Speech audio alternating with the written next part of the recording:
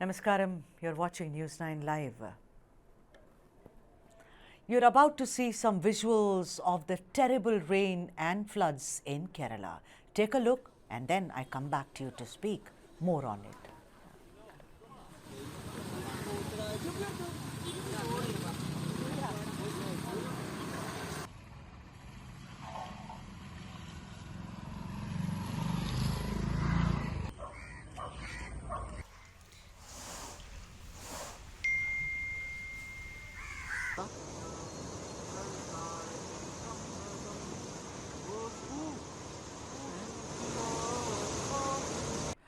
Dr. S. Abhilash, Director, Radar Center, Kochi University of Science and Technology, is now joining us to speak more on this. Dr. Abhilash, welcome to the show.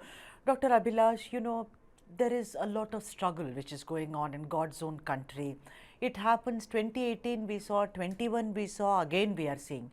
Lots of experts, it's politicians particularly, they sit around and they say, no, next time around we'll be, very, very cautious about this entire thing. I'm speaking for the people of Kerala, I'm speaking for all the Malayalis who live there. Now let's come to the other thing. What is the reason? Is it the erratic behavior of climate change? Is it the erratic behavior in the way nature has behaved? Is it brazen urbanization? Is it just bad monitoring systems, Dr. Abhilash? What do you think is the reason?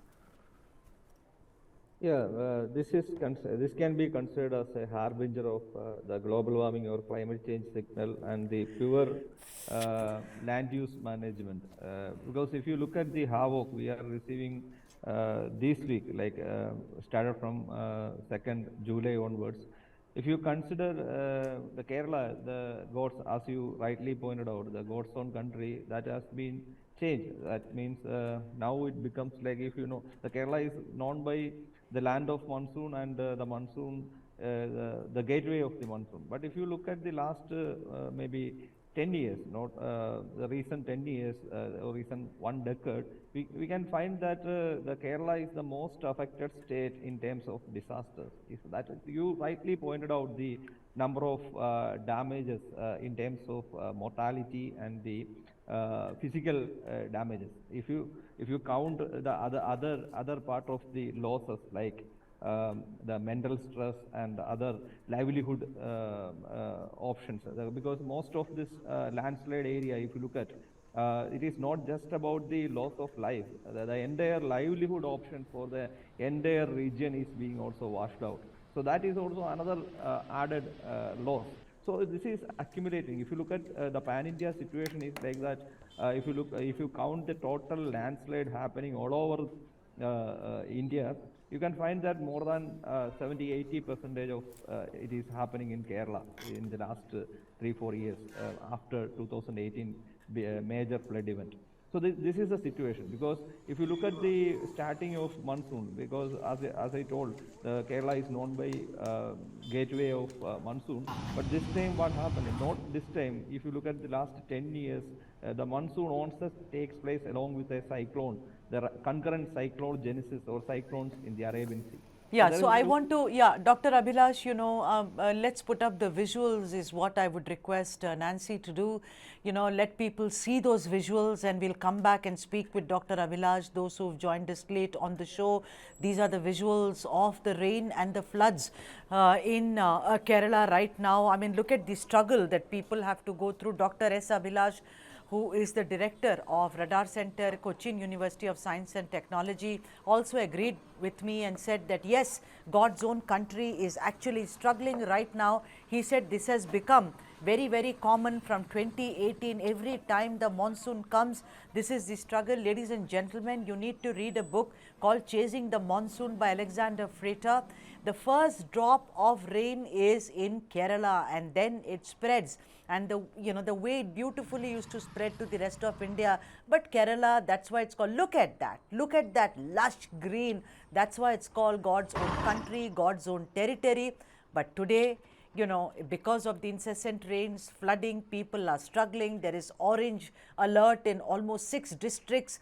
You know, and also there is a yellow alert. I mean, Kottayam, Palagad, Kozhikode, Wayanad, Kannur, Pathanamthitta, all these places are now facing the challenge, and also Kollam and Thiruvananthapuram. Let me go back to Dr. Abhilash and speak more on this. Dr. Abhilash, you know, they are saying there is a cyclonic formation over Arabian Sea, and that is one of the reasons, is what we've been reading, what's been told to us. But tell me something. Sure, there is climate change. I am not taking that away. You and I are not responsible for that, you know. But the point is the monitoring agencies and the disaster mitigation agencies. Don't you think we can do more than face this every year? You know, so many people have lost their lives. You and I, maybe we sit in urban areas. I mean, you know, we are in the comfortable, you know, places of our work and research or whatever that we all do. But look at those people, they are dead, sir. And there are people who are missing, old people, little children. So I am saying, isn't the onus, who is responsible? Dr. Abhilash?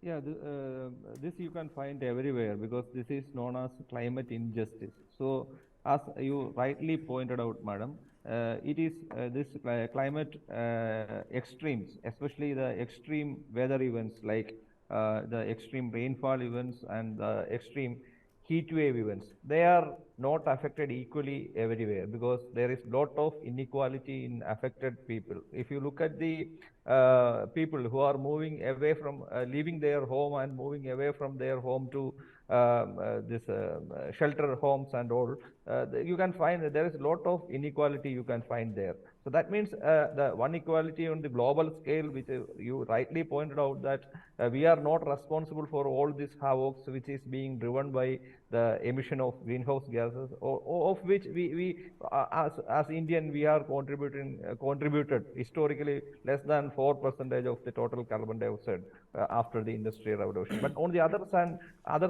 side, if you look at the local level also, that inequality you can find it in the disaster, because disaster is also not equally affected everyone.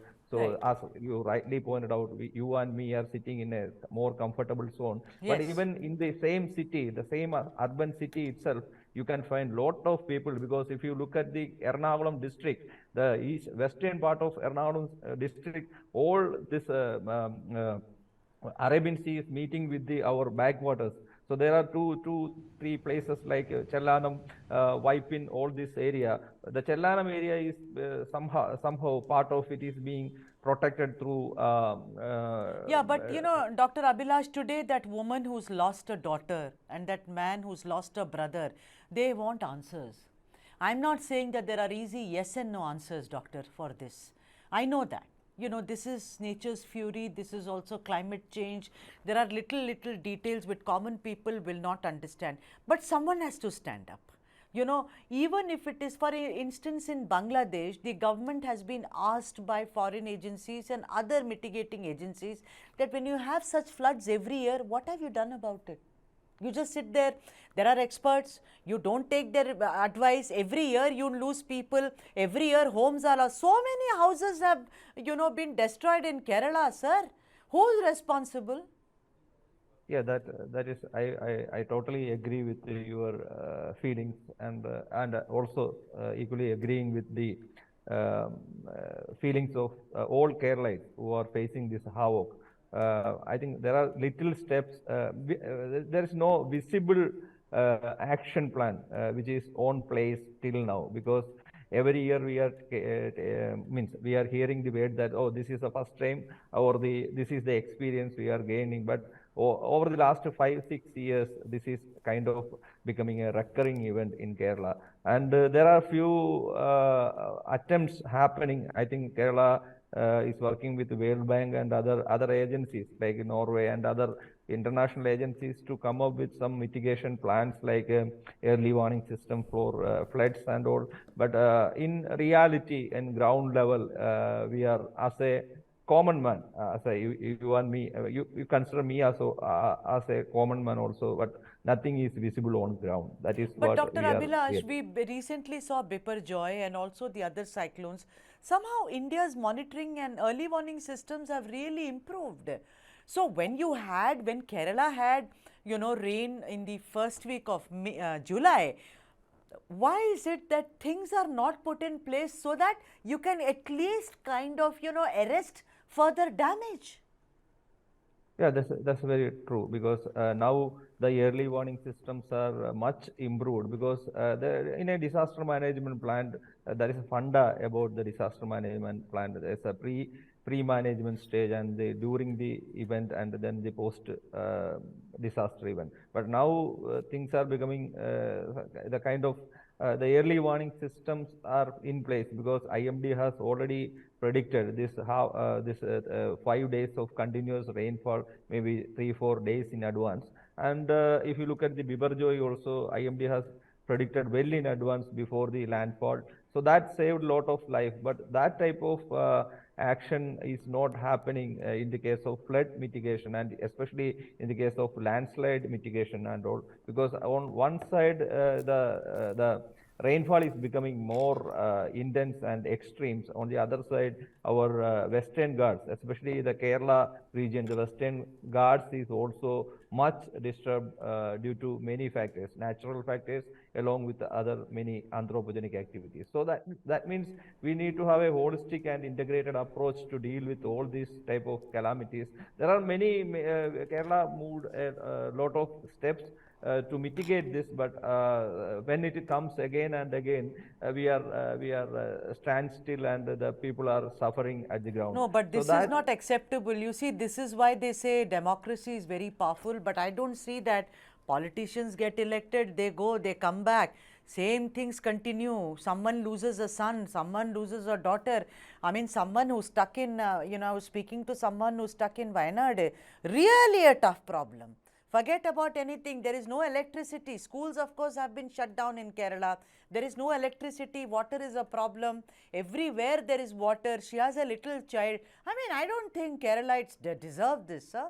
We are South Indians, and I think we deserve better. That's what I keep saying. Pinarayi Vijayan is known for good governance, but every time there is an emergency, the chinks in the armor start showing. Doctor, just stay with me. Let us just go and listen to some people's voices once again to tell you that how tough it is to live in these situations in Kerala.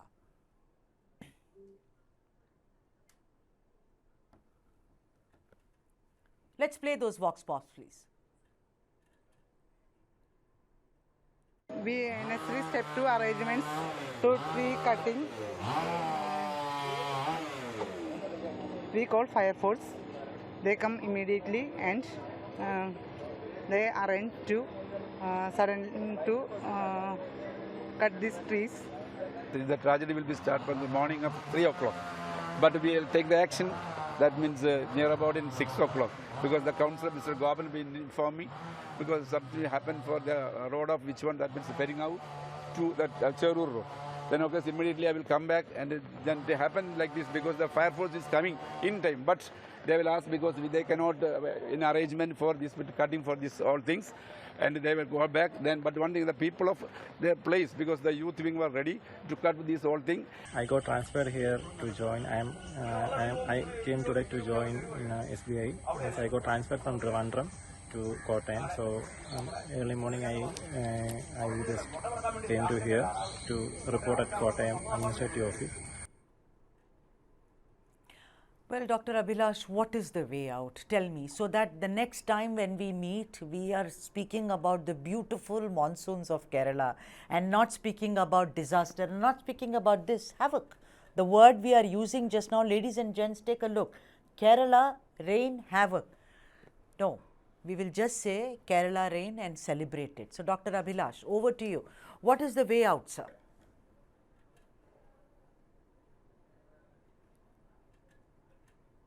You have to unmute, doctor. Please unmute yourself. am I audible now? Yes, you are. Yeah. As I told, the rain pattern is changed, and our land use pattern is also changed a lot.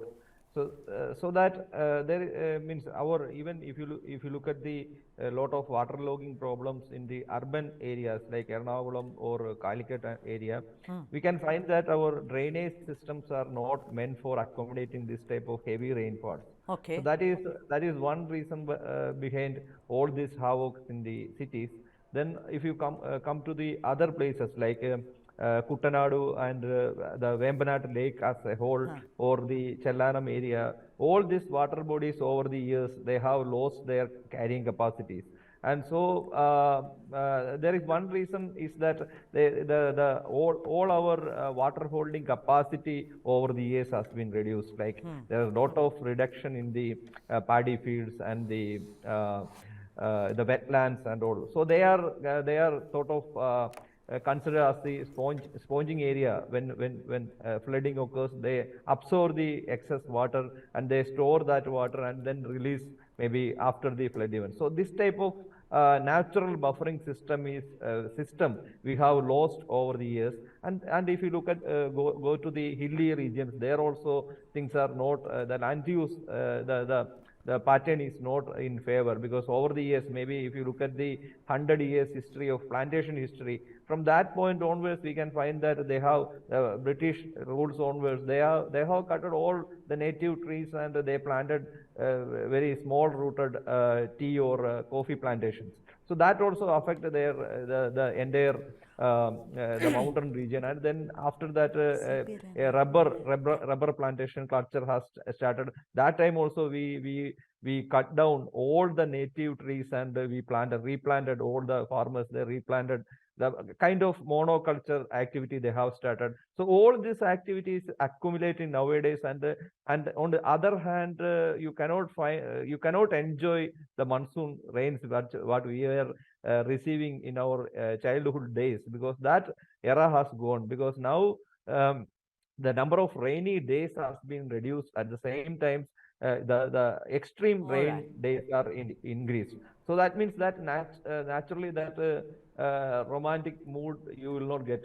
You are not going to get You know, that's the beauty, doctor. We can at least laugh about it, but then so many Malayalis, you know, like I said, we are all South Indians, and my heart goes out to them, whoever they are. But thank you so much, Dr. Abhilash. I hope someone is listening to your ideas and your suggestions so that God's own country does not submerge the next time. Thank you so much.